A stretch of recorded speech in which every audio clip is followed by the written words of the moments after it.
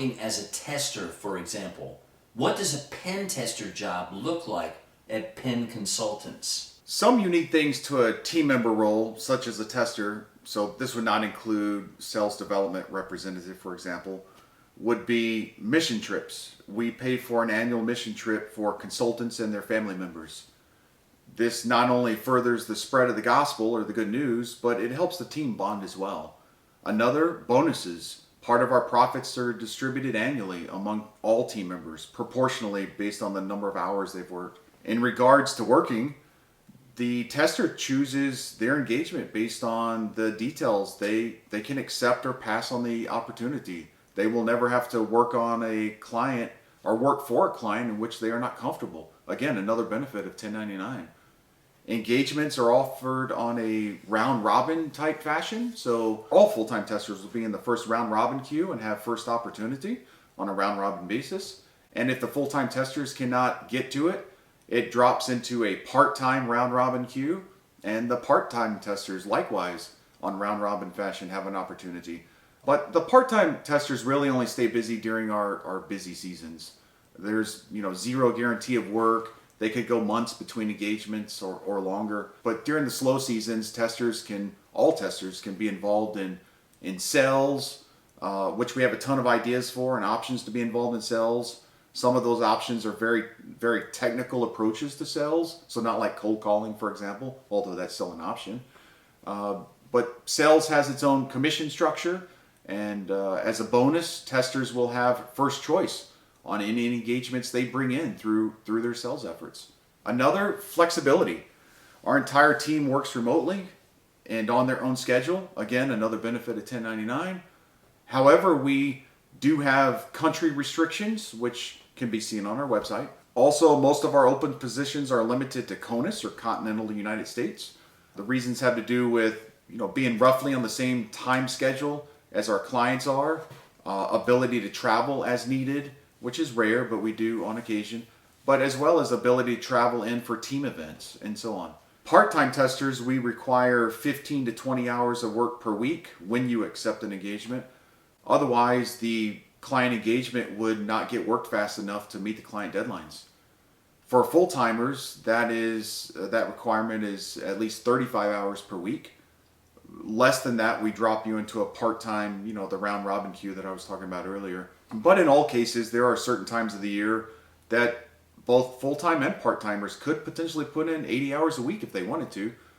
It's seasonal. Collaboration, with 1099 being common in this industry, there are a lot of exclusionary practices. You're kind of in a silo, and that can be impersonal and isolating. However, we collaborate as often as possible and practical and beneficial.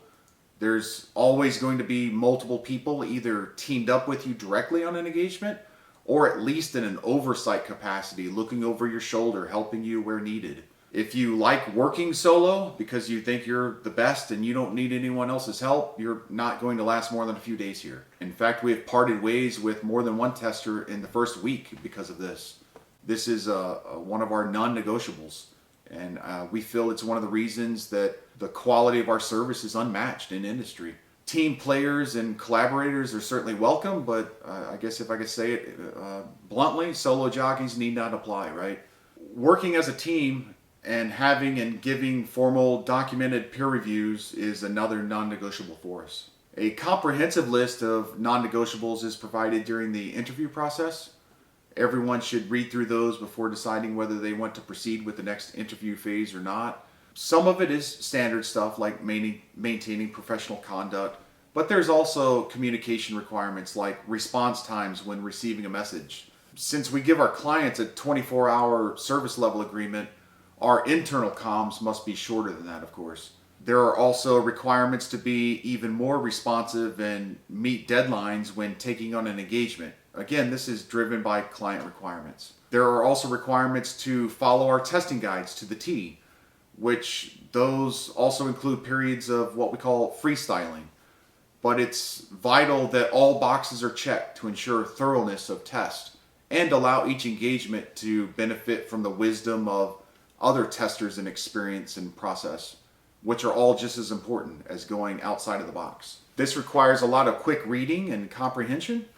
It also requires you to make suggested changes and additions and clarifications as needed to those guides. Our documentation is a collection of knowledge and wisdom from many testers over many years, so ignoring that wisdom would be foolish, and failing to share your wisdom would be selfish. Our testing process, we require that certain tests be performed a very specific way, down to the exact parameters being run.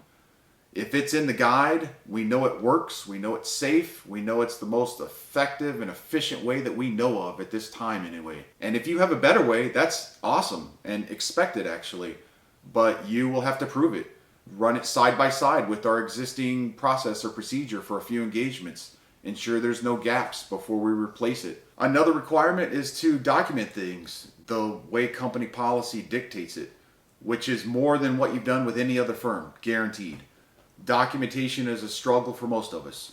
I'd say following our guides and proper documentation are in the top 5 reasons why someone does not work out working for us. Again, nearly every detail of those non-negotiables are tied to a contractual client requirement or is something that we're otherwise contractually obligating ourselves to the client, and can sometimes be very unique to how we operate, and frankly probably one of the reasons we excel past the industry. We don't think you'll find another firm like us, so it's very important that you consider these things, ask lots of questions, try your best to determine if this level of detailed work is right for you, because you're either going to like it or you're going to hate it.